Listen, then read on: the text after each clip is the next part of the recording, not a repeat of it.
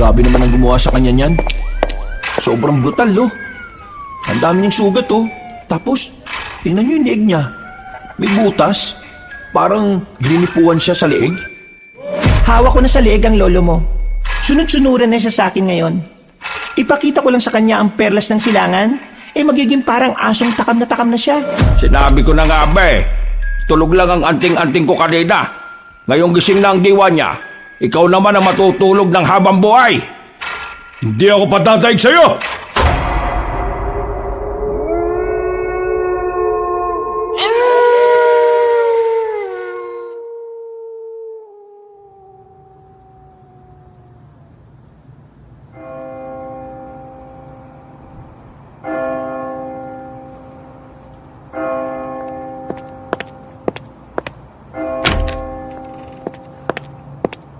Lo, gising!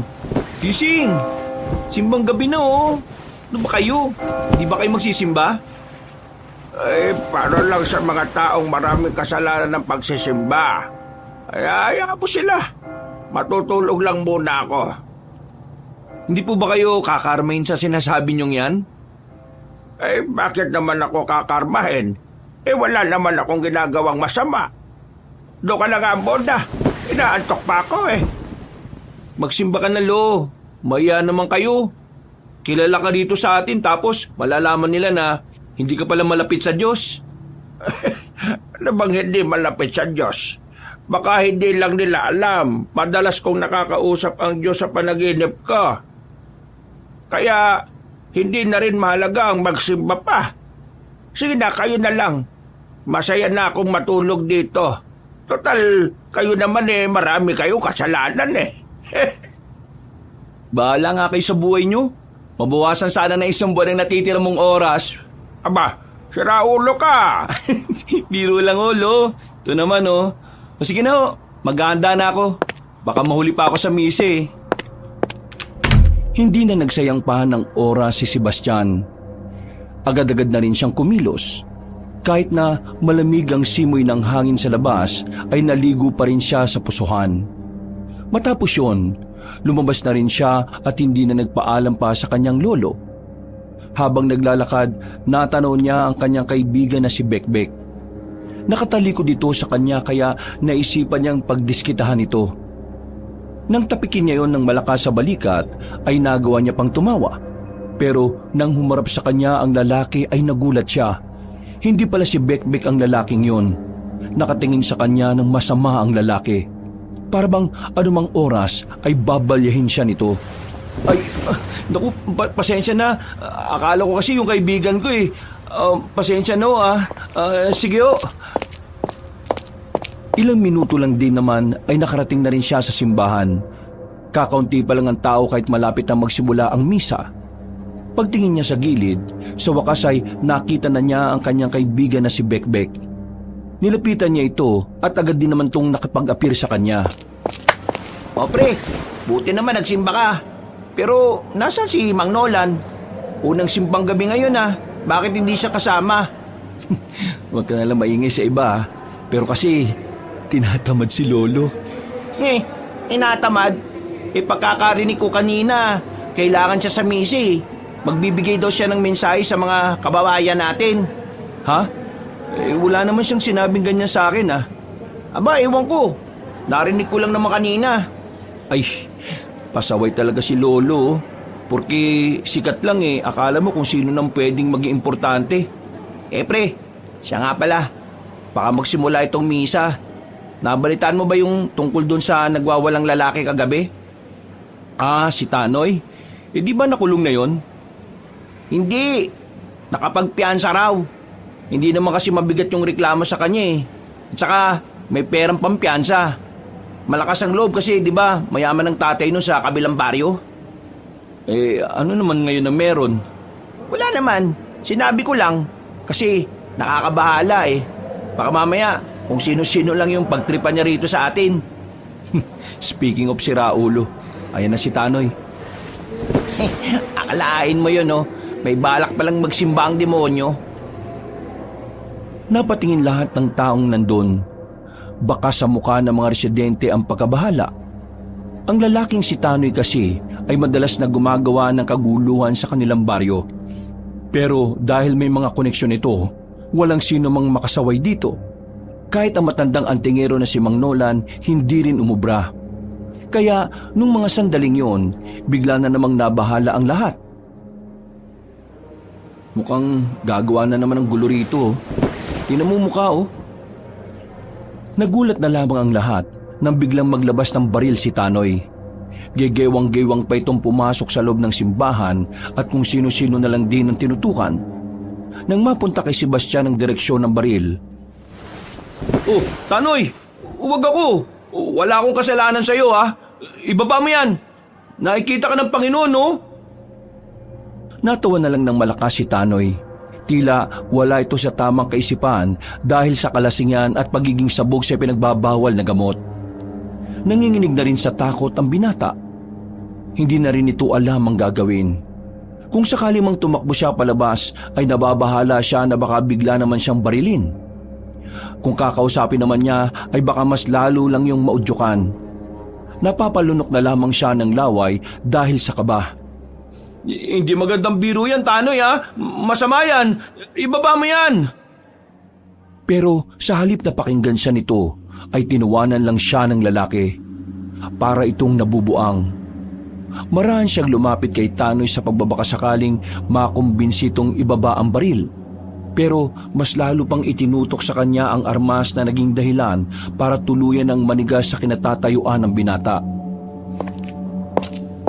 Tanoy, ibaba mo yan. Hindi maganda yung gagawin mo.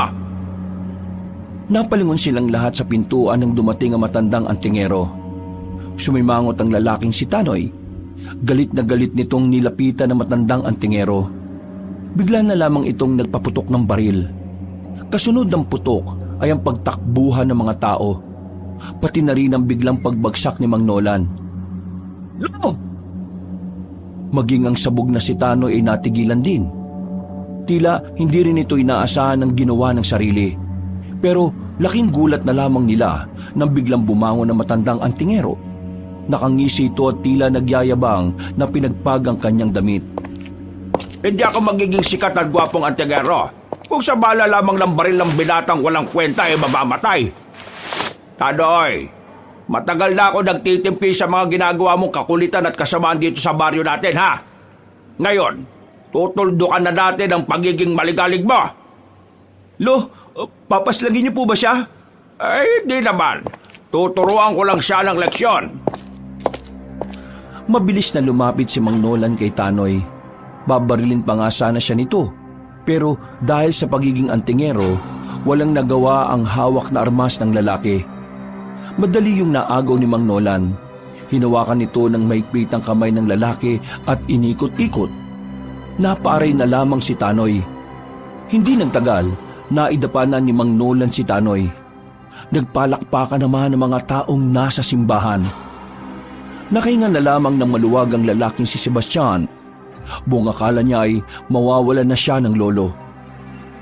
Dahil sa ginawa ni Mang Nolan, naging mabango na naman ang pangalan nito sa mga tao. Lalong-lalo na sa mga kababaihan. Parang maiihi na sa kilig ang mga kadalagahan. Ang matatandang babae naman ay parang aatakin sa puso sa sobrang kilig. Mga kalugar, igapos yung isang ito at isuko sa kinauukulan. Bilang isang magiting na antingero ng ating baryo, hindi ko hahayaan na may kasamaan na mamamayani sa ating bayang Sinilangan. Abang narito ako, hindi kayo mapapahamak. Napapakamot na lamang sa ulo si Sebastian ng mga sandaling yon. Maatake na naman kasi ang pagiging mayabang ng kanyang lolo. Pero kahit na papaano ay masaya naman siya para sa kanyang lolo. Dahil din naman kasi sa kasikatan na matanda ay naisasalba nila ang kanilang pang-araw-araw. Matapos ang eksenang yon ay kinuha na rin ng mga tanod ang lalaking si Tanoy. Habang nagpapalakpakan ng mga tao, malapad lang ang ngiti ni Mang Nolan. Kakaiba talaga karakas ng lolo mo no? Tingnan mo naman pre, kilig na kilig sa kanya yung mga babae. At parang puputok na yata ang pantog ng mga yan Ewan ko ba? Minsan nga, iniisip ko na baka may ginagamit si Lolo na gayuma sa mga babae. Kasi kung ako yung babae, hindi ko magugustuhan si Lolo eh. Hindi naman di siya gwapo. Ang sabihin mo, inggit ka lang kasi mas marami pang chicks si Mang Nolan kaysa sa'yo. Bakit naman ako maiinggit eh? Gwapo ako kaysa sa kanya, no? Yun na nga eh, mas gwapo ka pero walang napansin sa'yo. Ay nako, kaibigan ba talaga kita? O magsisimula na ang misa oh. Hanep, parang wala lang nangyari ah. Hindi nagtagal, dumating na rin ang pari at ang ilan pang miyembro ng simbahan. Hindi na pinagtuunan ang ginawa ni Tanoy. Walang nakapigil sa unang simbang gabi. Habang nasa kalagitnaan ng misa, narinig niyang tinatawag na ng pari ang kanyang lolo. Pero hindi yun lumapit sa harapan. Sa pag-aakalang nasa labas lang ang antingero, lumabas sandali si Sebastian para hanapin ang lolo niya. Sinilip niya ang madidilim na parte ng paligid ng simbahan. Hindi niya inaasahan na makikita niya ang matandang si Nolan na may kaharutan na babae. Agad niya yung nilapitan. Nagmamadali namang makalis ang babae na tila ba nahihiya. Pambira naman kayo. Kanina pa kayo hinahanap ni Father tapos nakikipaglampungan lang pala kayo rito. Ikaw ang pambihira. Sinira mo yung moment ko eh. Nandun na eh. Hindi po ba kayo nahihiya? Nasa simbahan kayo tapos gumaganyan kayo? Ay, nasa labas ako ng simbahan para lang sa kaalaman mo. Pumasok na kayo sa loob, tinatawag na kayo. Kayo na magsasalita doon, no? Hindi pwede. Ho? Anong hindi pwede? Tinatawag ka na nga ni Father Erning. Basta, ayoko. Gagamitin niya lang naman ako eh. Ang maigi pa, umuwi ka na lang sa bahay at matulog. Hindi ako papasok sa simbahan na yan kung si Erning ang pare. Ibalik niyo si Pablo at saka ako magsisimba. Lumipat na nga po ng simbahan si Father Pablo. Kulit nyo naman, Lu. Hindi na nagpapilit pa ang matandang si Nolan. Sumakit na ang ulo ni Sebastian pero hindi niya nakumbinsi ang kanyang lolo. Bumalik na lamang siya sa loob. Makalipas lang ang 10 minuto, natapos na rin ang misa. Dumiretso na agad siya ng uwi. Sasapit na ang liwanag noong mga sandaling yon. Inabutan niya ang kanyang lolo na abala sa pagbabasa ng isang lumang libro. Seryosong matanda, pero nilapitan niya ito at binigyan ng pagkain na nabili sa harapan ng simbahan. Oh, ano na naman yung binabasa niyo, Lo? Mga kaalaman na patungkol sa mga mababangis na nilalang. Ho? Mababangis na nilalang? Kagaya ng alin? Kagaya na lamang ng aswang. Natameme na naman ng lalaking si Sebastian nang marinig ang sinabi ng matanda. Naalala na naman niya kasi ang isang pangyayari na hindi niya sinasabi sa kanyang lolo. Naramdaman na lamang niya ang pagtindigan ng kanyang balahibo. Ganun na ganun ang kanyang pakiramdam nung unang beses na makakita siya ng aswang sa kagubatan. Hoy, sabi ko, timpla mo ako ng kape. Tulala ka na naman dyan. Ano na naman bang napasok sa kukote mo, ha? Ho? Oh, wala ho. Inaantok lang ho ako. Ay, sige na. Timpla mo na muna ako ng kape.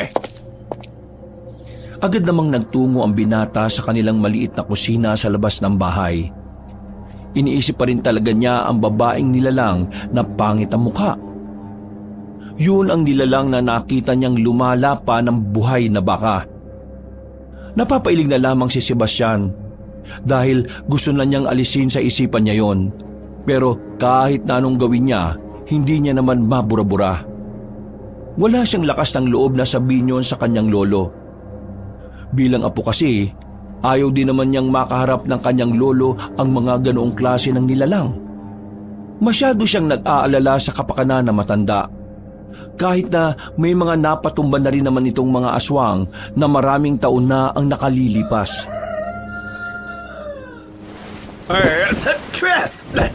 Bisit ka! Bakit nag-alak ng kapeng ka?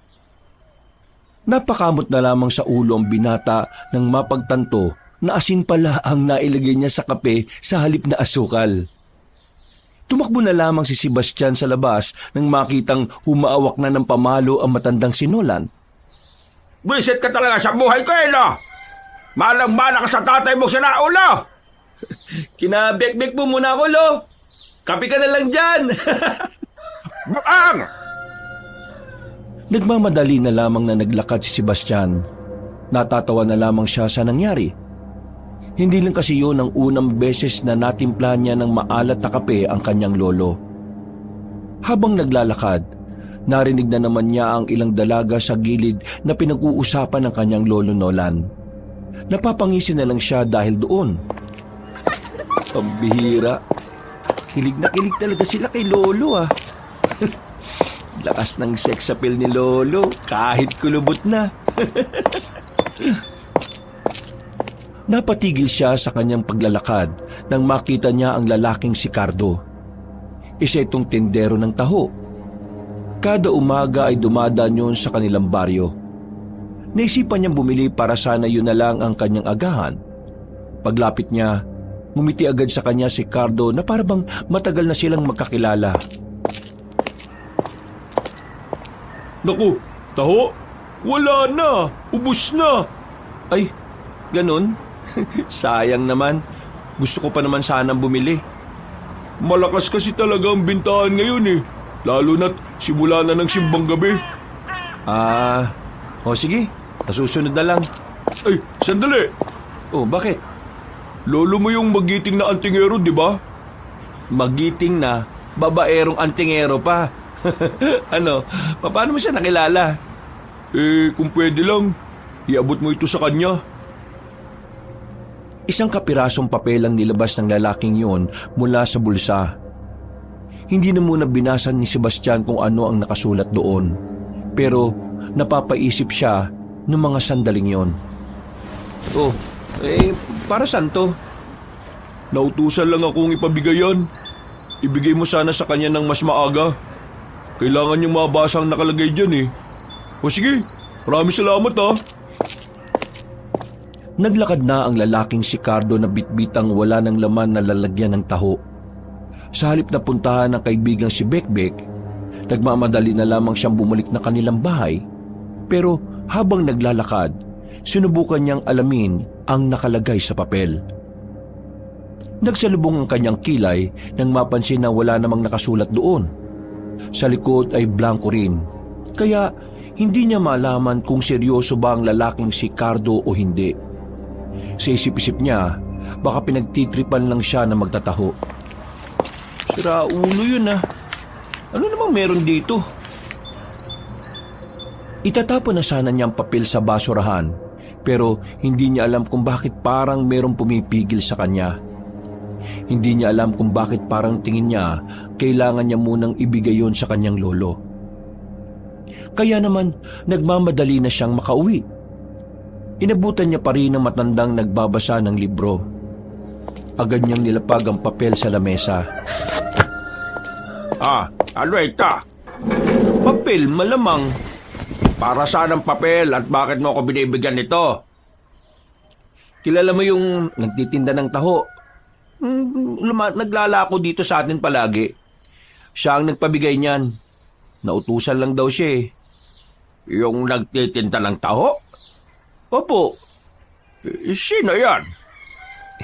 Hindi mo naman pala kilala Tingnan mo na lang yung papel na yan. Binasa ko kasi wala namang nakasulat. Nang buklatin na ng matandang lalaki ang papel, nakita ni Sebastian na nagsalubong ang kilay nito. Narinig din niyang nagsalita na rin yun ng mahina. Teka, may nababasa po ba kayo dyan? Nakita ko, blanco yan Yanda mo yung tricycle. Ipagmaneho mo ako, dali. Po, saan naman po tayo pupo? Huwag ka na magtanong. Sadaan ko na sasabihin. Emergency to. Gulong-gulo ang utak ng binatang si Sebastian noon. Hindi niya kasi malaman kung anong nakalagay sa papel wala namang nakasulat doon. Pero kahit na ganon ay sinunod pa rin niya ang kanyang lolo. Pinaandar niya ang tricycle. Madali silang umalis sa kanilang baryo. Makalipas lang ang ilang minuto, narating na rin nila ang kabilang baryo. Nagmamadali ang matandang si Nolan pagkababa pa lang ng tricycle. Narating nila ang isang bahay na may malawak na bakuran. Inabutan nilang naroon si Cardo. Nakaupo sa gilid at nakayuko. Nasaan na si Moros? Huli na kayo. Wala na siya. Anong huli na ako sinasabi mo? Na maalam na siya, Mang Nolan. Wala na si Lolo. Nang marinig ni Mang Nolan ng sinabing yon ng magtatahong si Cardo, bumakas ang lungkot sa mukha ng matandang lalaki. Pagpasok niya sa loob ng bahay, inabutan niya ang isa pang matandang lalaki na nakahiga na mapayapa sa papag nito. May ngiti sa mukha ang matandang si Moros. Para bang masaya nitong iniwan ang realidad. Bago nawala si Lolo, nasabi niya sa akin na masaya siya kasi alam niyang nandiyan kayo, Mang Nolan. Iniwan niya ang mundong ito ng may ngiti sa labi. Bakas naman sa mukha niya oh. Hindi naman makapagsalita si Sebastian noong mga sandaling yon. Nawiwindang siya sa mga nangyayari. Pero nakaramdam din siya ng pag-aalala sa kanyang lolo. Napansin niya kasi na talagang apektadong matandang si Nolan sa pagkawala ng itinuturing nitong ama. Maya-maya pa, iniwan na muna nilang dalawa ni Cardo si Mang Nolan sa loob. Tumambay na muna silang dalawa sa bakuran habang nagkakape. Pwede mo bang bigyan ng linaw yung nangyayari? At kung ano yung ugnayan ng lolo ko sa lolo mo? Hindi kami close ng Lolo Muros ko. Tindero lang talaga ako ng taho. Pero nitong mga nakaraang araw, nalaman ko na may sakit siya. Kaya dito na muna ako tumira. Sa ilang araw ko nakasama siya, nalaman ko na si Mang Nolan at si Lolo ay may malalim palang pinagsamahan. Tinuturing na anak ng lolo ko ang lolo mo. At sabi niya sa akin, parang ama na rin ang turing sa kanya ni Mang Nolan. Lahat ng nalalaman ni Mang Nolan, nagmula raw kay Lolo Muros. Kasi sila ang magkasama noon eh. Ganun pala. Bakit? Ilan taon na ba ang lolo mo? Nasa 87 na. Nasa 56 pa lang ang lolo ko. Hindi talaga malabo na turingan nila mag-ama. Sobrang tanda na ng lolo ko. Kaya tingin ko, kailangan na rin niya talagang magpahinga eh. Marami-rami naman na siyang nagawa para sa probinsyang ito. Pero ano? may nasabi siya sa akin. Ang sabi niya, kapag nawala siya, may posibilidad daw na bumalik ang kasamaan dito. Hindi ko alam kung anong sinasabi niya eh. Ito talaga matatanda. Parang ang daming tinatago palagi, no? Pero nalulungkot din ako sa pagkawala ng lolo mo. Hindi ko talaga akalain na may koneksyon ng mga buhay natin. Palagi lang kitang nakikitang naglalako ng taho sa amin eh. Dati nga naisip ko na asset ka ng mga pulis eh. Bakit naman ako magiging asset ng mga pulis? Grabe ka naman sa akin. Di ba ganun naman sa mga palabas? Yung mga nagtitinda ng ice cream, yung magbabalot, magtataho, pati na nga rin yung nagbebenta ng dyaryo. Bigla-bigla na lang maglalabas ng baril kapag napatrobol na. Grabe naman yung imahinasyon mo, pampelikula. Pwede ka na maging direktor siguro ng isang pelikula eh. Di naman ako nakapagtapos ng pag-aaral kaya malabo mangyari yan. Pareho pala tayo. Hindi rin kasi ako nakapagtapos ng pag-aaral eh. Lintik kasi mga aswang yan. Mga ano? Mga aswang? Oo, mga aswang. Sila ang dahilan kung bakit hindi ako nakapagtapos ng pag-aaral eh. Bakit? Anong nangyari? Anong connect? Nung high school ako, pinagpapapas lang nila yung mga guru namin na naiwan sa school para magbilang sa boto ng mga tao nung eleksyon. Nung namatay ang mga guru namin, halos lahat ng magulang natakot ang papasukin ng mga anak nila. Sa lugar namin, Yun lang ang pinakamalapit na paaralan eh. Kaya yun, huminto na muna ako. Tapos, nung nasubukan ko magtrabaho, hindi na ako nakabalik sa pag-aaral. Ang sarap kasing kumita eh. Pero nakakainis pa rin talaga. Mga visit na aswang na yun. Perwisyo. Nakakaawa yung mga teacher namin eh. Mga salot talaga sila. Pero nakakakilabot din. Oo, alam ko yung kinukwento mong yan. Nabalitaan ko yan noon sa isa sa mga kaibigan ko eh. Pero, tanong ko lang, anong nangyari sa mga aswang? Malamang, hindi naman sila nahuli. Ang sabi pa nga ng mga pulis noon, tao raw ang pumaslang sa mga teacher at principal namin. Hindi sila naniniwala na mga aswang ang dumali. Eh kasi naman, nung panahon na yun eh, hindi pa naman talamak ang aswang. Parang yun yata yung unang kaso ng aswang sa probinsya natin. Kakatakot. Kung hindi sila nahuli noon, siguradong hanggang ngayon eh, nabubuhay pa rin sila. Ang sabi nga sa akin ni Lolo nung nakaraan, buhay pa nga raw ang mga aswang. Naghihintay lang daw ang mga yun ng tamang pagkakataon. Eh, kung sakaling bumalik sila at itong lugar na ito ang unang puntahan, anong gagawin mo? Malamang papatayin ko sila. Dahil sa kanila kay nagbago takbo ng buhay na karamihan sa amin eh. Hindi ka natatakot? Bakit naman ako matatakot? Kung sabi sa akin ni Lolo, hindi naman uubra sa mga tao yung mga aswang-aswang na yan. Napatangon na lamang si Sebastian ng mga sandaling yon. Kahit na papaano, nawala ang kanyang pagkabahala sa sinabi ni Cardo. Bumuntong hininga na lamang si Sebastian, pero pilit na lang niyang inaalis sa kaisipan niya ang tungkol sa mga nilalang na yon. Nalalapit na kasi ang Kapaskuhan at gusto niya na sa okasyon na yon nakalaan ang kanyang atensyon. Maya-maya lang din ay lumabas na rin ang kanyang lolo. Sandaling kinausap nito si Cardo. Pagkatapos ay sumakay na rin sila sa tricycle at umuwi. Tahimik lang ang kanyang lolo ng mga sandaling yon. Kaya naman, hindi na niya ito tinanong pa ng kung ano-ano. Hinayaan na lamang muna niyang mapag-isa si Mang Nolan. Mabilis na lumipas sa mga araw. Nailibing na rin si Mang Muros. Ilang araw na lang din ay sasapit na ang Kapaskuhan. Damang-dama na ang diwa na Kapaskuhan sa kanilang baryo. Bawat bahay kasing madadaanan ay may kanya-kanya ng dekorasyon na makikita. Pre! Uy, Halika! Ha? Bakit? Tingnan mo itong binili ko, oh. Maganda ba? Nagsusot ka na rin pala niyan? Oh, bakit? Hindi ba bagay? Bagay naman. Para kang nakabalot sa suman eh. Ang sikip sa katawan mo. Para ka naman talagang sira, oh. Kahit nakailan ka talaga. Ay, teka. Ano nga palang balita sa papasukan mong trabaho? Hindi ako natuloy eh. Bakit? Akala ko ba ayos na yun? Anong ayos na? Biglang nagsara yung factory. Ang chismis eh, natakot daw sa aswang.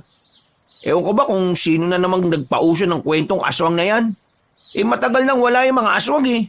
Pati tuloy yung trabaho ko na sana, nawala pa. Aswang na naman. Na naman? Wala. Ano palang balak mo ngayon? Di ko nga alam eh. Baka hintayin ko na lang muna sigurong matapos yung taon na ito. Ilang araw na lang din naman. Saka ako hahanap ng bagong trabaho. Ikaw? Ayun. Papasada pa rin ako. Hintayin ko lang maayos yung tricycle. May sira kasi ngayon eh. Ay siya nga pala. Nakita ko na naman pala yung lolo mo kagabi ah. Iba na naman ang kasamang babae. Ha? Iba na naman? Anong itsura? Matangkad. Kasing tangkad yata natin. Medyo morena. Pero sexy pre ah. Ganda ng pagkakakurban niya. Basta, kakaiba. Mas maganda to kumpara sa mga babaeng nilandi ng lolo mo rito. Tingin ko nga eh, hindi yung taga rito eh. Kasi kung taga rito yun, hindi naman yun ganun kaganda. Parang sinabi mo na walang maganda rito sa atin. Mismo! Maraming salamat at sinabi mo sa akin to ha. Pagsasabihan ko na lang si Lolo.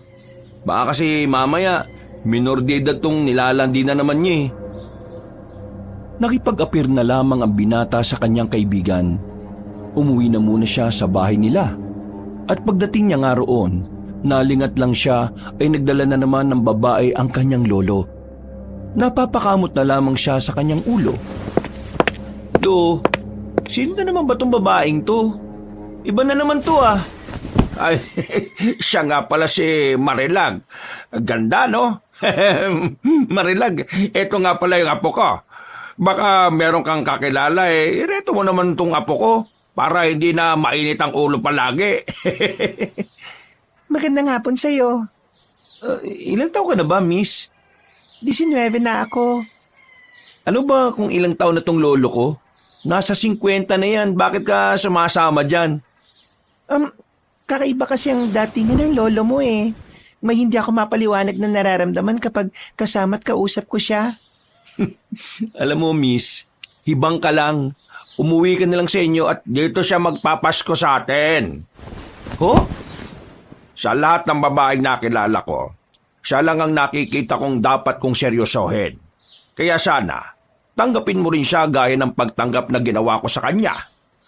Lo, anong naman ba to? Bakit bigla-bigla na lang kayong nagdidesisyon ng ganyan? Di nyo malang ako sinabihan muna. Hoy, bahay ko to. Kaya kahit na anong gusto kong gawin dito, ayos lang naman dahil ako may-ari. Ganun pala. E di, walang halaga ang boses ko dito dahil bahay mo to. Di naman sa ganun, apo. Ganun ang nais nyong iparating eh. E di sige, kung yan ang gusto nyo, kayong bahala. Basta, wag mo na rin akong pakikialaman sa mga bagay na gusto kong gawin ha. Sebastian, wala naman kaming ginagawang masama ng lolo mo. Single naman ako. Single din naman ang lolo mo. Wala naman yan sa edad eh. Ano bang dahilan kung bakit ayaw mo sa aming dalawa? Isa lang naman ang dahilan kung bakit ayaw ko ng ganyang relasyon. Ayaw ko sa'yo. Hindi na nakapagsalita pa ang dalawa nang lumabas na ulit si Sebastian. Nababa na siya sa ginagawa ng kanyang lolo. Pakiramdam niya kasi, dinudungisan ng kanyang lolo ang mapayapa nilang bahay. Wala naman kasing problema para kay Sebastian na magmahal ulit si Mang Nolan. Ang iniisip lang talaga niya ay baka gamitin lang din siya ng babaeng yon.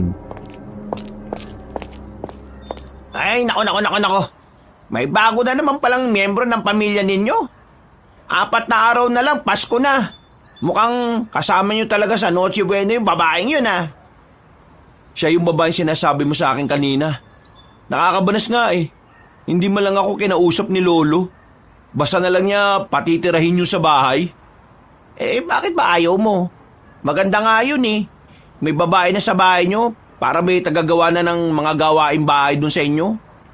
Sira ulo ka ba? Ganyan tingin mo sa mga babae? Gawing utusan? Hindi naman yan ang iniisip ko eh. Ayoko lang talaga na masaktan si Lolo. Kasi mukha namang hindi seryoso yung babae sa kanya.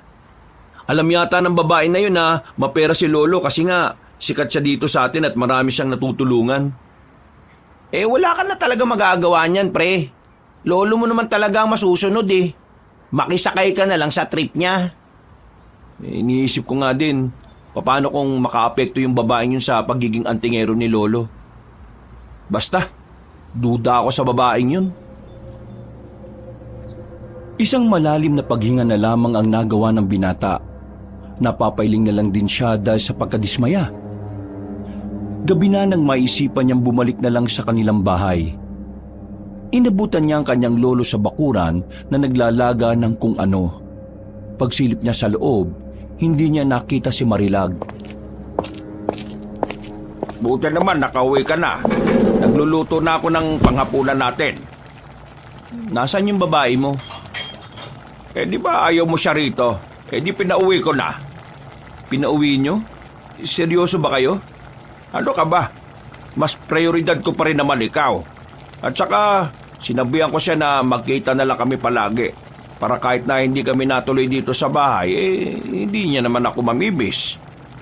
Lo, ano ba talagang meron sa inyo? Bakit ang daming babaeng nahuhumaling sa inyo? Ang tanda nyo na. Wala naman. Siguro yung karakas ko lang at yung kakaibang dating.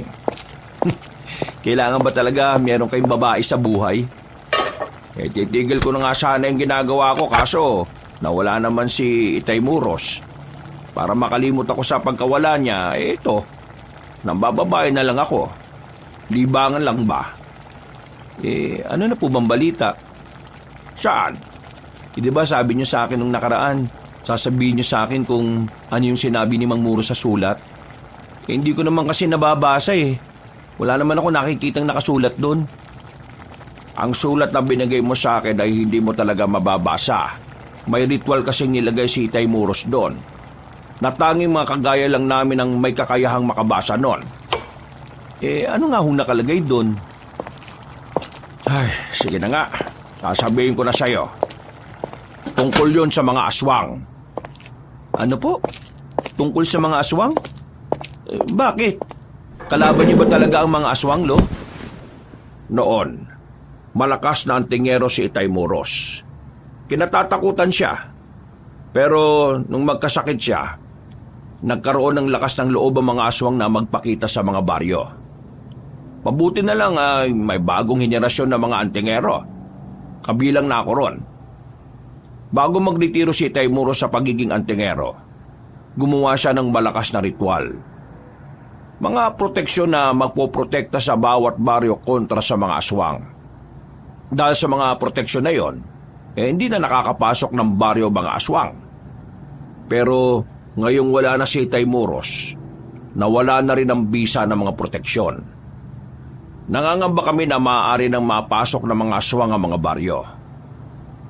Makakapanggulo na sila ulit. Yung sulat na nakalagay sa blankong papel, naroon lahat ng mga dapat kong gawin para muli kong mabuhay ang proteksyon.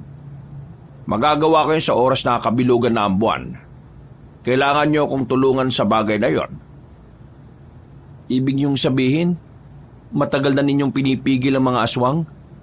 At kaya sila nanahimik na matagal na panahon, dahil sa mga proteksyon? Gano'n na nga. Naganap lang sila ng tamang pagkakataon para muling magparamdam at maisagawa ang mga plano nilang naudlot noon. Kung ganun, delikado pala ang buhay ninyo. Matagal na namang delikado ang buhay ko. Hindi lang halata dahil puro babae ang inaatupag ko. Lo, dapat talaga huwag ka muna mambabae. Kasi nadadamay lang yung babae mo sakaling puntirihin ka na rin ng mga aswang. Isa pa, makakagulo lang ang pambababae mo sa pagiging antingero mo. Alam mo, Apo, sa bagay may tama ka dyan. Pero ang sarap kasi kapag may babae ka kaya ayos lang Kaya ko namang ipagsabay. Tumawa lang ng malakas sa matandang si Nolan. Napanganga na lamang si Sebastian sa pinapakita ng kanyang lolo. Seryoso na kasi ang kanilang usapan pero bigla na lang naging siraulo ang matanda. Pumasok na lamang si Sebastian sa loob ng bahay. Inayos na lamang niya ang dekorasyon sa loob. Napapangiti na lang siya dahil nalalapit na ang Kapaskuhan. Ang araw na kung saan pakiramdam niya ay nasa maayos na kalagayan ng lahat. Pero kinabukasan, nagulantang ang kanilang buong baryo nang pumutok ang isang nakakakilabot na balita. Lahat ng tao ay napapunta sa malawak na bakuran ng barangay. Ang maglolong Nolan at Sebastian ay tumungo rin doon. Nadatnan nilang wala ng buhay ang lalaking si Tanoy na nakatakip na lang ng dahon ng saging. Si Tanoy ang lalaking madalas na lang na nagwawala at naghahanap ng away sa kanilang lugar. Grabe naman ang gumawa sa kanya niyan. Sobrang brutal, Lo.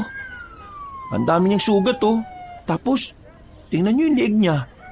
May butas. Parang grinipuan siya sa leeg. Nagsisimula na sila. Po? Anong nagsisimula? Yung mga aswang, gumagawa na sila ng pagkilos para iparamdam ang kanilang presensya. Nagtindigan ang balahibo ni Sebastian sa sinabi ng kanyang lolo. Sa kanya lamang naintindihan kung ano ang dahilan kung bakit may butas sa leeg ang biktimang si Tanoy. Sa isip-isip niya, maaaring dun hinigop ng aswang ang dugo ng binata. Matapos makiusyoso, agad na umalis ng bahay si Mang Nolan. Nagpaalam ito ng merong kakausapin na tao. Hindi naman na pinigilan ni Sebastian ang kanyang lolo dahil iniisip niya na kapwa nito ang tingero ang kakausapin. Mag-isa lamang nagsisibak ng kahoy ang binata sa kanilang bakuran nang dumating si Cardo. Hindi na yun nagpaalam. Diretso na yung pumasok sa kanilang bakuran. O Cardo, nagparamdam ka. Ilang araw kang walang tindang taho ah. Ano, kumusta? May inatsikaso lang akong ibang bagay. Ay, siya nga pala, si Mang Nolan, nandiyan ba? Naku, kaalis lang. Bakit? Biglang lumapit sa kanya si Cardo. Tumingin-tingin pa ito sa paligid. Halos magkalapit na ang mukha nilang dalawa, kaya nakaramdam ng pagkailang si Sebastian. Uy, Buwang, hahalikan mo ba ako? Para kang ano ah. Ay, pasensya na. Pero meron akong kailangang sabihin kay Mang Nolan eh. Pero dahil wala siya, sa'yo ko na lang sasabihin. Ano ba yung sasabihin mo? Pre, meron ako nakita mga aswang malapit lang sa baryo namin. Tingin ko, meron silang binabalak na masama. Pero hindi ko alam kung saan nila gagawin yun eh. Teka na. Nakakita ka talaga ng mga totoong aswang? Oo, nakita ko sila sa gubat. Hindi sila gaya ng mga nauna kong nakita noong nasa high school pa lang ako. Parang mga normal na tao lang sila eh. Kung normal na tao lang pala yung anyo nila, paano mo naman nalaman na mga aswang yun? Narinig ko kasi yung usapan nila. Nasabi nila na parang hihintayin lang daw nila ang hudyat ng pinunong aswang. Ano? Totoo yan ha? Oo nga, kulit mo naman eh, paulit-ulit ka eh. Malay ko ba kung niloloko mo lang ako? Pre, kailangan natin mapigilan ng mga aswang. Ngayong naiintindihan ko na kung bakit sinasabi sa akin ni Lolo na balang araw kailangan ko matutong humawak ng itak o espada. Eto na pala yun. Magagamit ko na pala yun kapag nanggulo na yung mga aswang. Bakit? Lalabanan mo ba sila? Oo naman, lalabanan ko mga salot na yun. Ipagiganti ko yung paaralan naming naging abandonado nang dahil sa kanya. Ipagiganti ko mga guro namin na namatay nang dahil sa mga siraulong aswang na yan. Palihim na humanga ang binatang si Sebastian sa katapangan na pinapakita sa kanya ni Cardo. Sa isip-isip niya, kailangan niya ring matuto kung anuman ang mga ginagawa ng kanyang lolo. Lumipas ang mga oras. Alanganing gabi na pero hindi pa rin nakakauwi ang kanyang lolo. Hindi na niya yon hinintay pa. Inisip niya na baka napasarap na naman ang kwentuhan nito sa kung sino. Kailangan ng matulog ni Sebastian dahil magsisimbang gabi pa siya. Bandang 4:00 na madaling araw, nakabihis at nakahanda na siya. Maaga kasi siyang nagising. Kahit nakulang pa ang tulog, hindi siya nagdalawang isip na magsimba. Habang naglalakad siya patungo sa simbahan, nakita niya ang dalagang si Marilag. Inakala niya nakasama nito ang kanyang lolo. Kaya naman naisip niyang sundan ng babae. Mabilis siyang naglakad. Nakita niyang dalaga na lumiko sa isang kanto. Pagtingin niya roon, natanaw niya na may kinakausap na 2 lalaki si Marilag. Sinubukan niya pang lumapit para sana marinig kung ano ang pinag-uusapan ng mga yon. Kailangan makagawa kayo ng paraan kung paano natin siya makukuha. Nahihirapan akong dumiskarte eh. Ang daming sagabal. Siya lang ang tinik sa mga plano natin. Kaya kumilos na kayo. Abangan niyo kung saan siya dadaan. Lilitaw ako kapag kailangan natin siyang lituhin. Sa sinabi pa lang na yun ni Marilag, mas lalong nagkaroon ng pagdududa si Sebastian sa katauhan ng babae. Pakiramdam niya, may ginagawa yung hindi tama. Sinasabi ko na nga ba may kakaibang katauhan to eh. Ano kayang tinatago ng babaeng ito? Nang makita niyang napalingon sa kinaroroonan niya ang mga yon, naisipan na rin niyang umalis doon bago pa siya makita. May bahid ng kaba nang dali-dali siyang naglakad palayo. Napahawak na lamang siya sa dibdib na makarating na rin siya sa harapan ng simbahan. Sa wakas, nakarating na rin ako. Kinabahan ako ron, ha. Oy, saan ka kinabahan? Uy! Wisit ka. Kakagulat ka naman. Bigla-bigla ka nalang nalitaw dyan. Uy, yung bibig mo nga.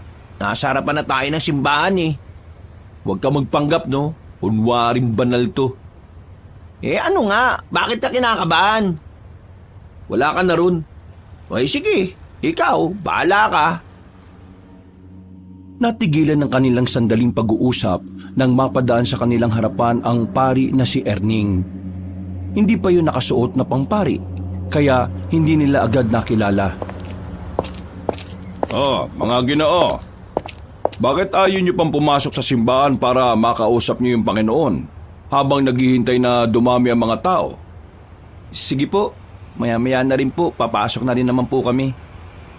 Iho, ikaw ba si Sebastian, ang apo ni Nolan? Opo, ako nga po. Nagtatampo na ako sa lolo mo, ha? Hindi kasi siya sumisipot sa mga imbitasyon ko. Gusto ko kasi sana siyang pagsalitain sa harapan ng ating mga kalugar. Baka naman po busy lang siya. Pero sigurado po ako, kapag hindi na siya abala, dadalo naman po siya. Ay nako, sana nga. Gusto ko lang kasing bigyan ng pansin ang ginagawa niyang kagitingan. Pinoprotektahan niya kasi ang baryong ito laban sa mga masasamang elemento. Huwag po kayong mag-alala, Father. Kapag nagkausap po kaming dalawa, sasabihan ko po talaga siya at kukumbinsihin ko. Ay nako, maraming salamat naman kung ganon. Tinapik na siya sa balikat ng paring si Erning. Ngumiti yun bago sila iwang dalawa. Alam mo, parang may kakaiba sa bagong pari natin eh, no? Paano kakaiba? Ewan ko rin. Basta, parang may ewan. Ewan ko nga sa'yo. Pumasok na lamang sila sa loob ng simbahan. Maya-maya pa ay nagsimula na rin ang misa. Naging payapa ang mga sandali hanggang sa matapos. Paglabas ni Sebastian, nakita niya ulit ang babaeng si Marilag na nanggaling sa gilid ng simbahan. Wala siyang ideya kung ano ang ginawa ng babaeng yun doon. At para bang hindi siya nito nakita dahil sa dumaan naman ito sa kanyang harapan. Nagduda ang binata. Sa pagkakaalam niya kasi, ang babaeng yun ay hindi naman talaga taga-baryo nila. Sinubukang sundan ni Sebastian ang babae, pero tila nararamdaman yata nito na nakabuntot siya. Bigla na lamang kasing lumiko sa isang iskinita si Marilag at naglaho na lamang na parang bula. Oh, saan kayo napunta yung isang yun? Napakamot na lamang sa ulo ang lalaking si Sebastian. Hindi na niya nahagila pa ang babae kaya minabuti na lamang niyang umuwi sa kanila. Pagdating niya sa bahay nila ay inabutan niya si Mang Nolan. Naguhugas na ito ng kanyang itak na nabahira ng dugo. Nanlaki ang mga mata ng binata nang makita yon. Natataranta itong lumapit sa kanyang lolo. Lo, sinong tinaga niyo? Buang, Hindi ho, seryoso ako sa tanong ko. Sinong tinaga niyo? at bakit may nilusob namin ng mga aswang sa isang kubo sa gubat ng Rosario? Napatay namin ang 2, pero marami pa rin ang nakatakas. Nakalaban niyo mga aswang? Teka, seryoso ba kayo? Sebastian, apo, mag-iingat ka tuwing aalis ka, ha? Hindi kita mababantayan palagi, kaya sana kaya mong ipagtanggol ang sarili mo. Bukas ng gabi aalis ako, kasama ko si Cardo. Meron kaming pupuntahan ng mga kakilala namin, at meron din kaming ikukumpirma kung aswang ba o hindi. Si Cardo, kasama niyo? Lo, gusto ko rin sumama. Mapanganib, dumito ka na lang sa bahay. Pero bakit sige na? Sumunod ka na lang sa akin. Komplikado ang lahat. Hindi na nakaalma pa ang binata. Sinunod na lamang niya ang sinabi ng kanyang lolo. Hanggang sa bago siya matulog, naiinggit pa rin siya kay Cardo dahil yun ang kasama ng kanyang lolo. Pero sa kabilang banda, pinapalagay na lang niya na mas mainam na ring hindi siya sumama. Nang sa ganun ay walang naging pabigat. Kinabukasan ng umaga, nagising na lamang si Sebastian dahil sa naririnig niyang tinig ng babae sa labas. Butit gising ka na. Halika, sabayan mo na kaming kumain. Bakit nandito na naman yan? Maganda umaga sa iyo, Sebastian. Tiningnan niya na maigi ang babae. Tinitigan niya yon sa mata. Mula nang makita niya yung may kausap na ibang lalaki, mas lalo talagang nag-iba ang tingin niya roon. Malakas talaga ang kanyang hinala na merong hindi sinasabi ang babae. Bagay na gusto niyang alamin. Hindi na lamang pinansin ni Sebastian si Marilag. Hindi na niya yon pinaalis.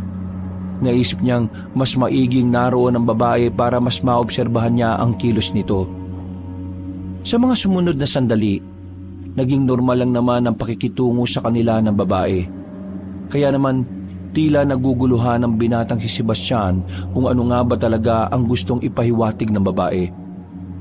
Bandang hapon, nagpaalam na rin si Marilag sa kanila. Tahimik lang ang binata pero ang totoo, binabalak na niyang sundan ng babae. Nang matanaw niyang medyo nakakalayo na yon, nagmamadali siyang lumabas ng bahay. Sunundan nga niya si Marilag. Sa kakasunod niya, hindi na niya namalaya na unti-unti na pala siyang nakakalayo ng kanilang baryo. Sa kaya'y punta ng isang ito? Hindi ko alam. Uy, wisit ka. Bakit mo ko sinundan? Nakita kitang sinusundan mo si Marilag eh. Ikaw ah. Buang. Nagdududa na kasi ako sa kanya eh. Kaya susundan ko siya para malaman kung anong tinatago niya. Tara, sundan na natin siya. Sasama ka talaga? Oo naman. Oh, nasan siya? Visit ka kasi, nawala tuloy. Walang sinayang na sandali si Sebastian. Mabilis siyang naglakad para sundan si Marilag. Pero nang makarating na sila sa labas ng kanilang baryo, hindi na nila yun nakita pa. Tinapik na lamang ni Sebastian ng malakas ang kanyang kaibigan. Dismayado siya dahil kung hindi nawala ang paningin niya kay Marilag, ay baka nasundan pa rin nila yun. Wala na. Dapat kasi kung sinundan mo ko, hindi mo na sana pinaalam eh. Tingnan mo naman kasi nangyari oh. Nawala sa paningin ko. Paano ko malalaman ngayon kung saan siya nakatira? Ano ka ba naman? Ako pa sinisi mo. Ikaw tong hindi nakatingin eh. Ay naku, nakakainis ka talaga. Hindi mo pa ako maintindihan. Kaya itiko mo na lang yung bibig mo at baka mabatukan pa kita. Palis na sana ang dalawa ng mga sandaling yon nang biglang nakita nila si Marilag na nasa likuran nila. Laking pagtataka ni Sebastian kung papaanong napunta roon ang babae gayong alam nilang naiwan na sila rito. Sinusundan niyo ba akong dalawa? Ha? Bakit ka naman namin susundan? Hindi ko rin alam. Bakit niyo nga ba ako sinusundan? Malayo na ito sa baryo natin pero nandito pa rin kayo. Napaka-imposible naman yung direksyon na pupuntahan ko ang pupuntahan niyo rin. O bakit? Hindi ba pwedeng ganon? Hindi talaga pwede. Lalo na kung ang pupuntahan ko ang lugar ng mga aswang. Nang marinig ng dalawang sinabi ng dalaga, bumakas agad ang pangamba sa kanilang muka. Nakaramdam agad ng kakaiba ang dalawang binata. Tiningnan nila ng maigi ang mukha ni Marilag. Napansin nilang tila kakaiba na rin ang ngiti ng dalaga. Hindi na yun nakakaakit, kundi parang meron yung binabalak na hindi maganda. Marahang napatras ang magkaibigan. Tumingin-tingin sa kanilang paligid. Bakit hindi kayo makapagsalita? Natatakot na ba kayo? Uy, biro lang naman. Nagbibiro ka tungkol sa aswang? Baka mamaya maniwala kami niyan. Medyo weirdo ka pa naman. Paanong weirdo? Nakita kita nung nakaraan na galing sa gilid ng simbahan eh. Alauna na nun. Hindi ko alam kung anong ginawa mo ron. Pero ang nakapagtataka, nasa dilim ka pa nang galing. Sa likuran ng simbahan. Di ba? Ang weirdo mo. Nakita rin kita dun. Anong ginagawa mo ron? Anong meron sa gilid ng simbahan at bakit punta ka ng punta ron? Gusto niyong malaman? Malamang. Kaya nga tinatanong ka eh. Buang din pala to eh oh.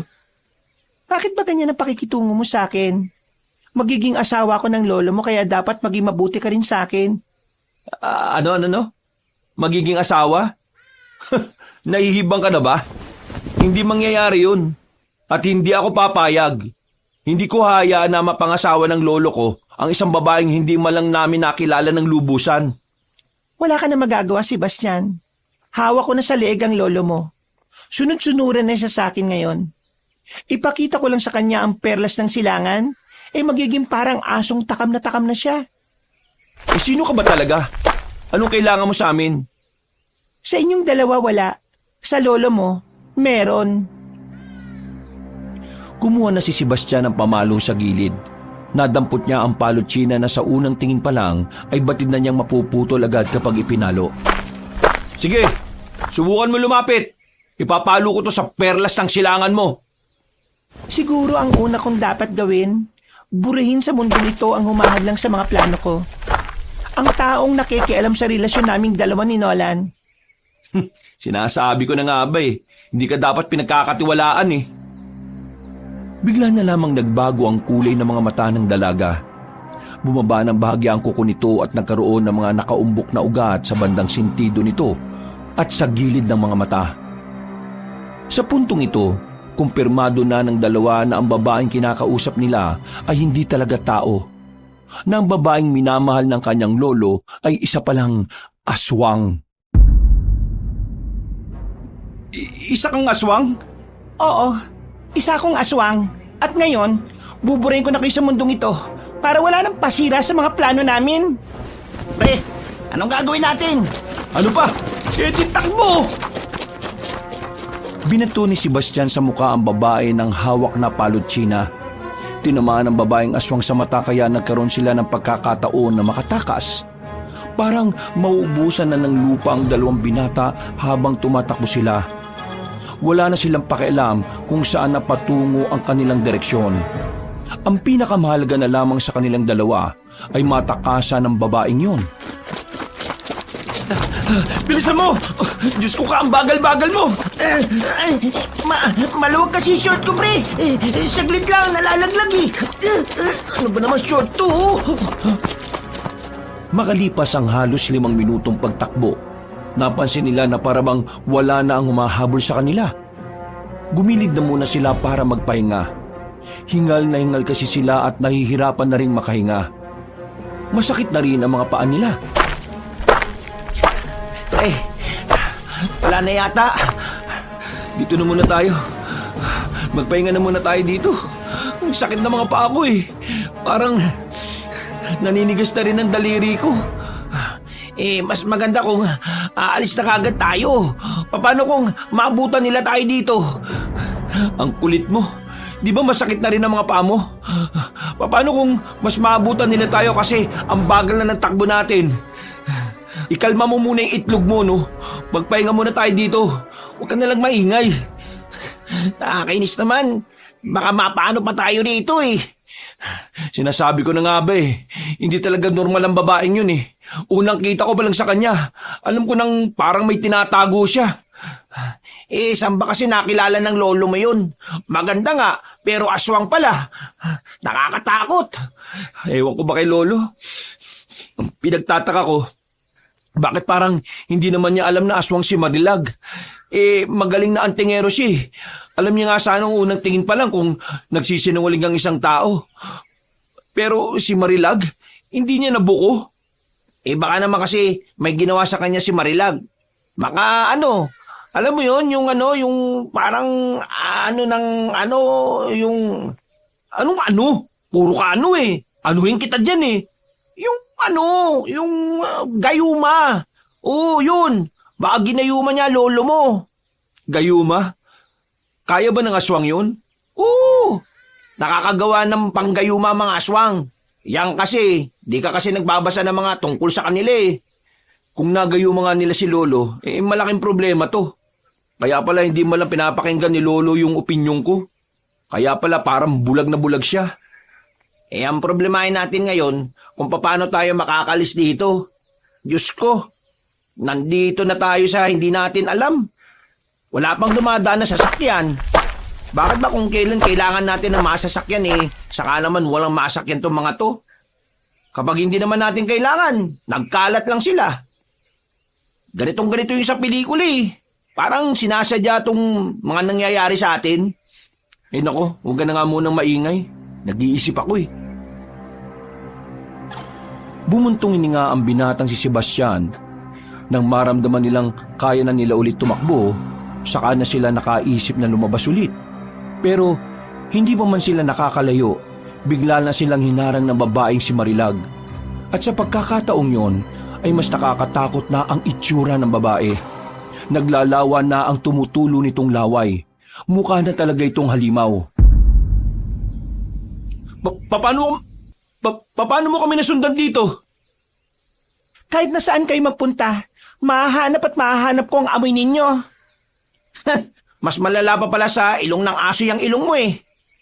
Hindi na kayo makakatakas ngayon. Pre, handa mo ang sarili mo ah. O bakit? May magagawa pa ba tayo dyan? Akong bahala sa tukmol na yan. Hindi nagtagal, gumapang na palapit sa kanila si Marilag. Lakas loob na sinipa ni Sebastian ang mukha ni Marilag. Nang tamaan yon sa panga, ay agad yung nakaramdam ng hilo. Hindi nagsayang ng sandali si Sebastian. Nilapitan niya ulit ito at saka sinuntok ng malakas sa muka. Hindi pa nakontento ang binata. Kinurot niya sa singit ang babaeng aswang. Nang amuyin niya ang kanyang daliri, halos mahilo-hilo siya sa sobrang baho.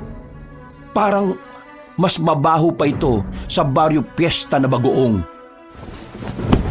Hindi ka ba naguhugas ng singit mong aswang ka? Ang baho! Pwisit ka? Ginigigil mo talaga ako eh. Ikaw na lang nakikiamoy, nagrereklamo ka pa. Takbo na! Karipos na naman ng takbo ang dalawang binata. Lumabas na sila sa kagubatan. Nasa kalsada na sila sa pagbabakasakali na may makakita sa kanila. Pero nung hapon na yon, tila hindi umaayon sa kanila ang panahon. Para bang kinakapitan sila ng kamalasan dahil kahit isang sasakyan ay walang lumilitaw. Makalipas ang ilang minutong pagtakbo, napansin nilang malapit ang sumapit ang kinagabihan. Unti-unti nang kumakagat ang kadiliman.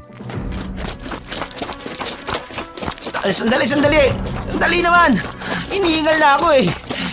Sandali, uy! Pahinga kaunti! Hindi tayo pwede magpahinga. Baka mabutan na niya tayo. Tambira naman oh. Kanina, ikaw gusto magpahinga. Ngayon, ako ayaw mo. Ay naku, bahala ka dyan. Mauna na ako. Uy!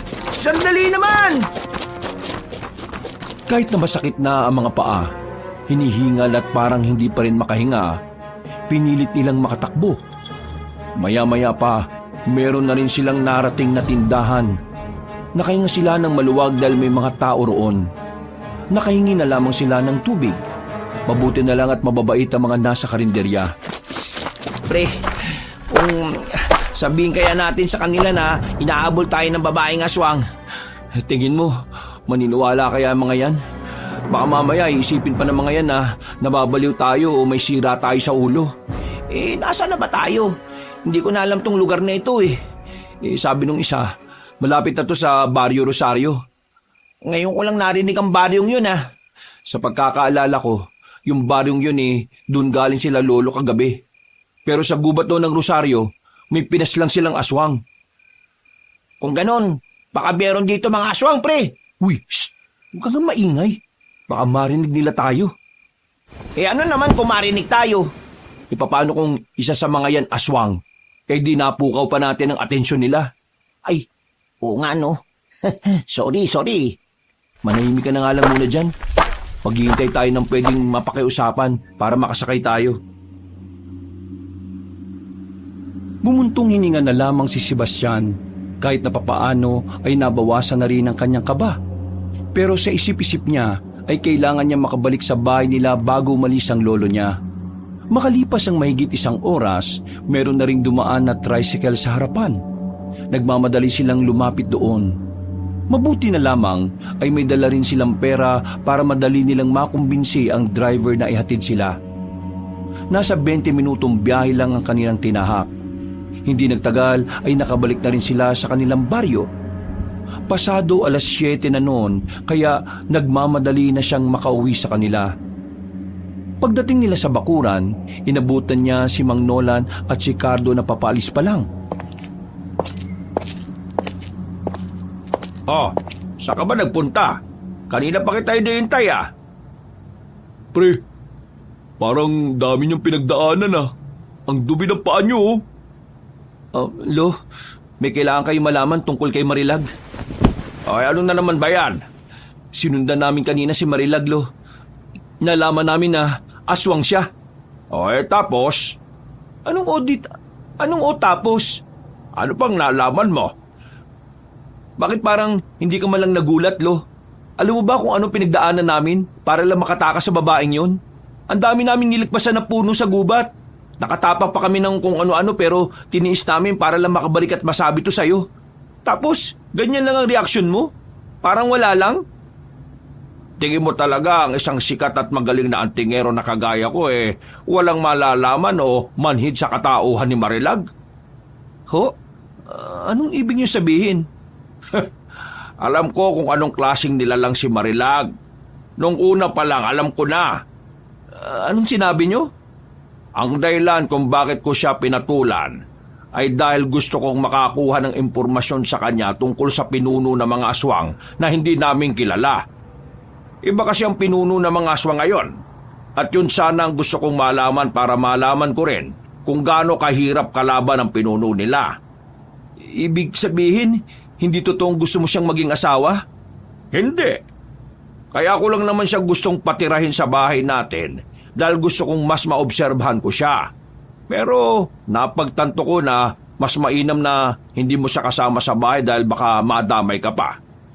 Ngayon, mukhang hindi na siya babalik dito kasi nakatakas ka Alam niyang sasabihin mo sa akin to. Kaya wala na akong pagkakataon na malaman kung sino ang pinuno nila. Kaya gustong malaman ni Mang Nolan kung sino ang pinuno nila para mas mapaghandaan sila. Mahirap kasi harapin ng kalaban kung hindi mo kilala at hindi mo alam kung ano ang kayang gawin. Tila nakaramdam ng pagkapahiya ang lalaking si Sebastian. Sa halip kasi na makatulong ay tila mas naging komplikado pa ang lahat. Napapailing na lamang si Mang Nolan. Dismayado ang mukha nito.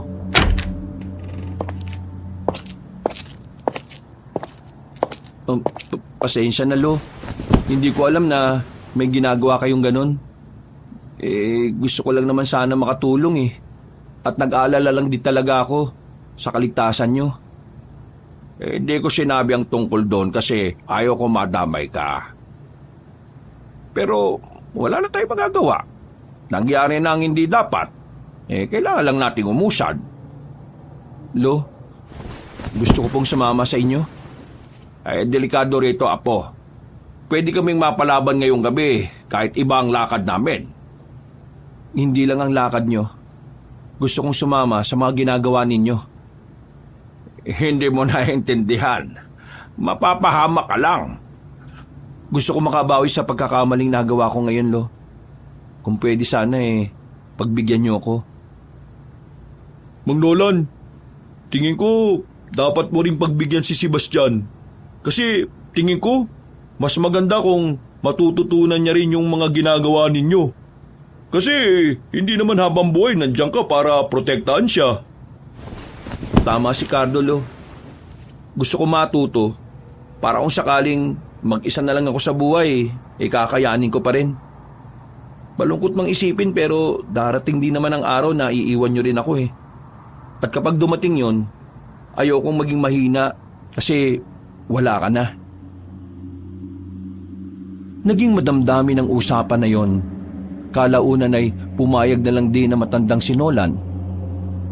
Sa isip-isip din kasi nito ay mas mainam na rin talagang kasama niya ang apo sa kanyang laban.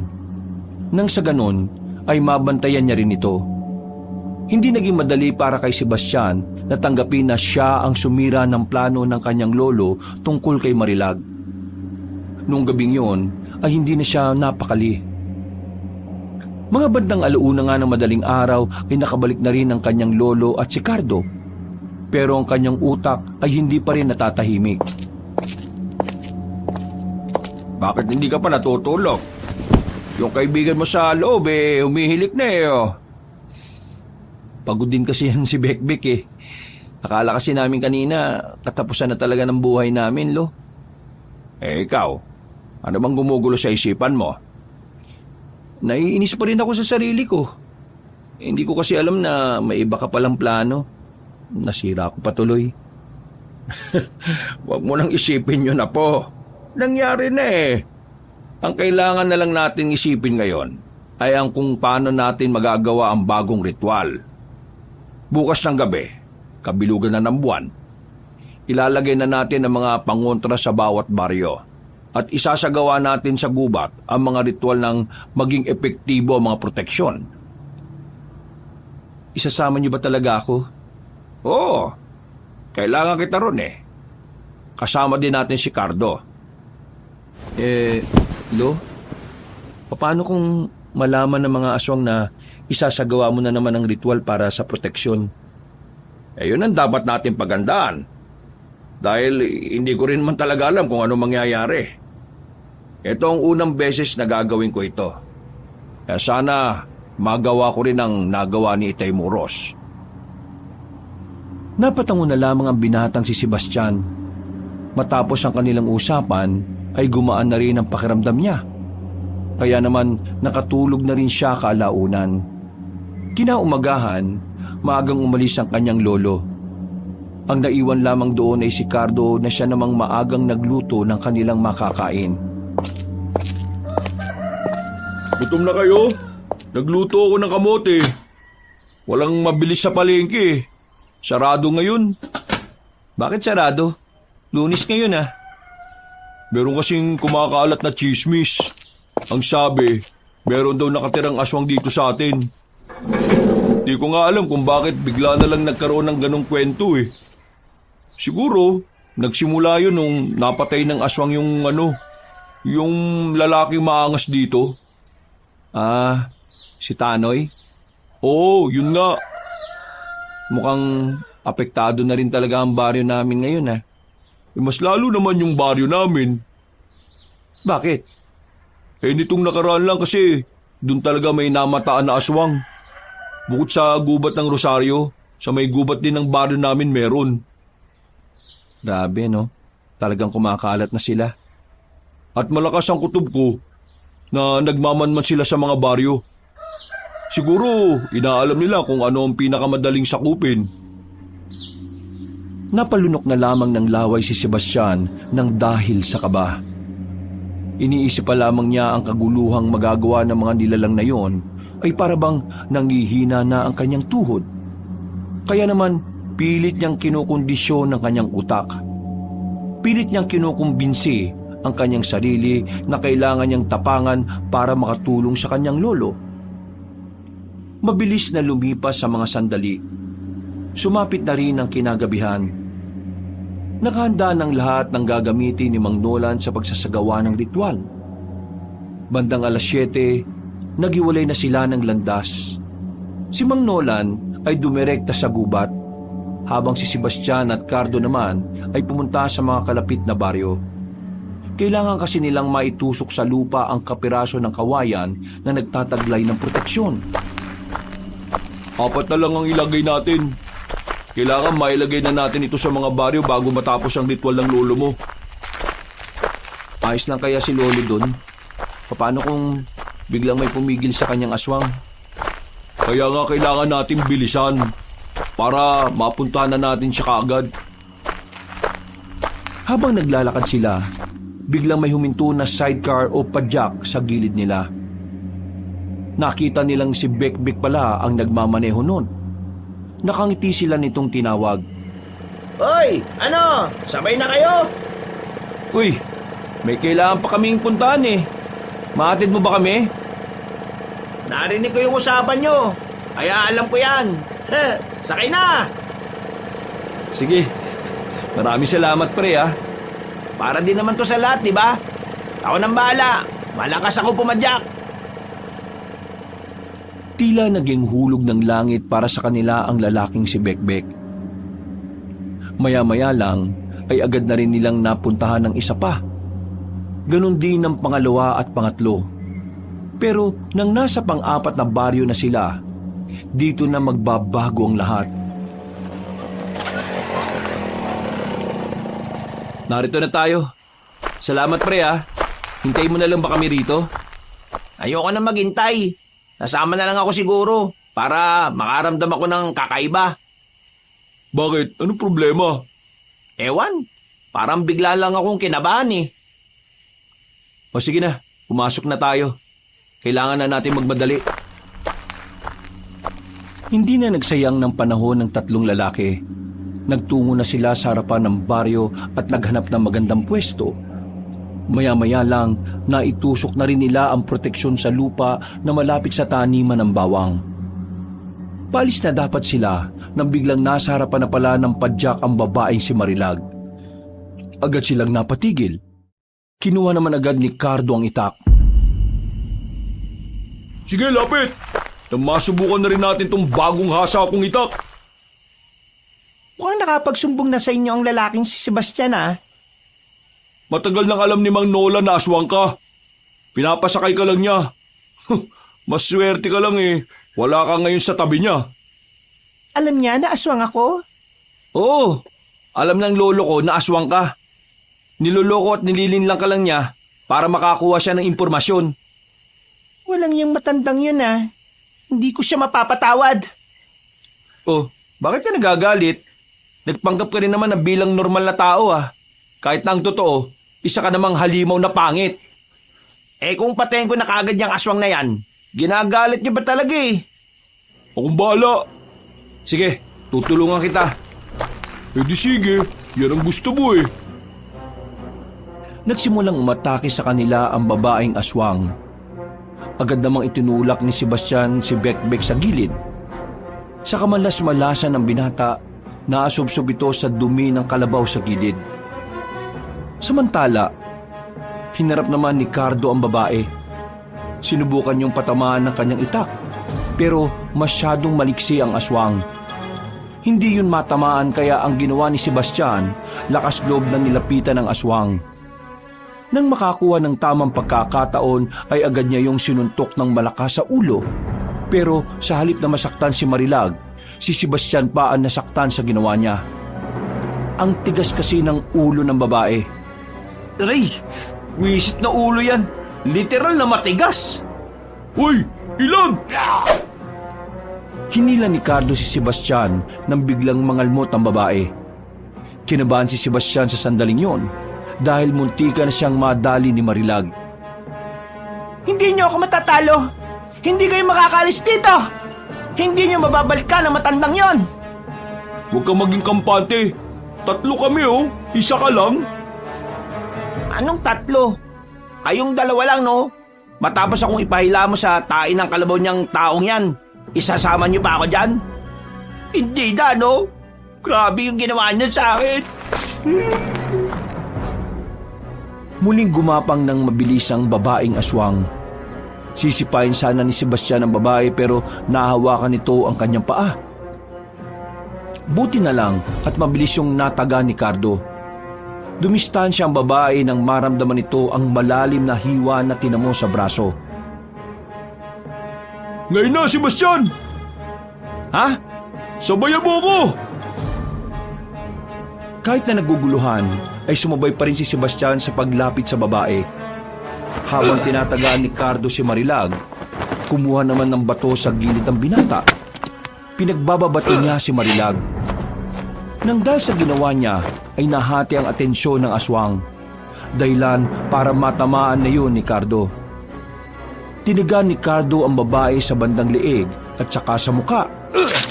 Nang matamaan yun, ay mabilis na tumalon si Marilag paakyat sa taas ng puno. Dinig pa nila ang mabilis na paghinga ng babae. na tila ba hinihingal na ito dahil sa mga sugat na tinamo. Bumaba ka dyan! Tapusin na natin to! O nga, akala ko ba mabangis na aswang ka? Hindi ako makapaniwala na ang mga kagaya niyo lang ang makakaharap ko at ang gagawa nito sa akin. Kaya ngayon, sisiguraduhin kong pagbabayaran niyo ito. Matitikman niyo na rin ang tunay kong kulay. Hindi nagtagal, nasaksiyan na rin nila ang pagpapalit ng anyo ni Marilag. Noong mga sandaling iyon, medyo nabahala na silang dalawa ni Cardo. Batid nilang kapag ganun na nga ang isang aswang, maaring mas malakas na ito kumpara sa una nitong estado. Hindi na to biro. Kailangan natin puntahan ng lolo mo. Hindi pwedeng matagalan tayo rito. Pagbilang ko ng 3, tatakbo na tayo ha. 1, 2, 3! Tumakbo silang 3 palayo habang hindi pa tapos magpalit ng anyo ang aswang na si Marilag. Noong mga sandaling yon, ang tanging layunin lamang nila ay mapuntahan kung nasaan man si Mang Nolan. Pero hindi papayag ang aswang na si Marilag na makatakas sila. Kaya naman sinundan din sila nito hanggang sa makarating na nga sila ng kagubatan.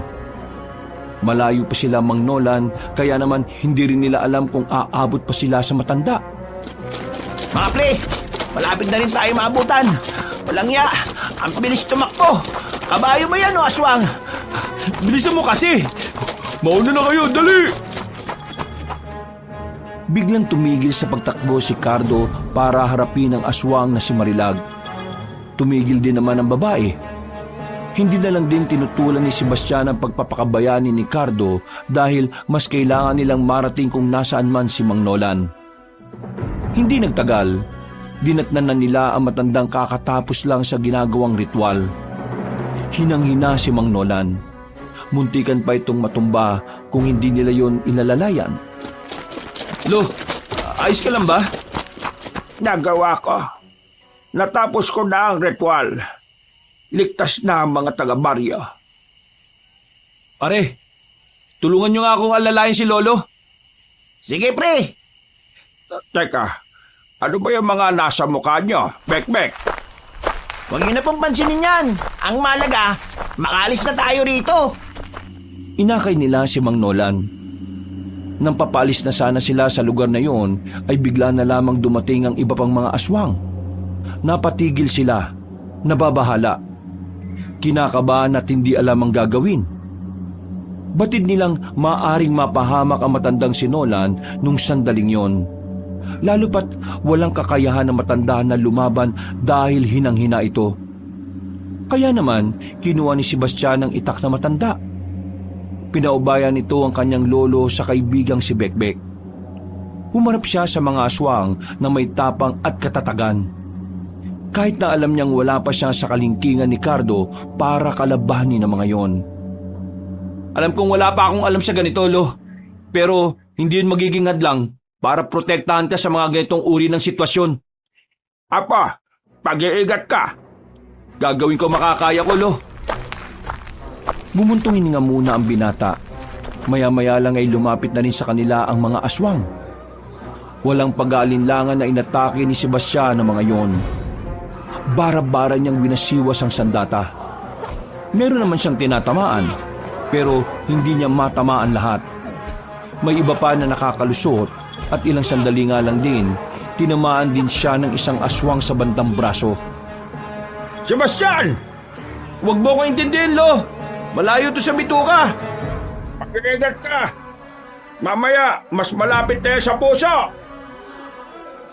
Ilang sandali lang, nakita na lamang nilang mas dumami na ang aswang na nakapalibot kay Sebastian. Sa puntong ito, ramdam na ng binata na hindi na niya kakayanin yon. Pero dahil wala naman siyang magagawa, kailangan niyang harapin ang mga yon kahit buhay pa niya ang maging kapalit. Huminga siya ng malalim kahit na nararamdaman niya pa ang hapdi sa kanyang braso. Nang muling umatake ang mga aswang, napahiga siya ng tamaan na naman siya sa bandang hita. Noong mga sandaling yon, inakala niyang katapusan na ng kanyang buhay. Ngunit isang himala ang nangyari. Dumating ang ibang kasamahan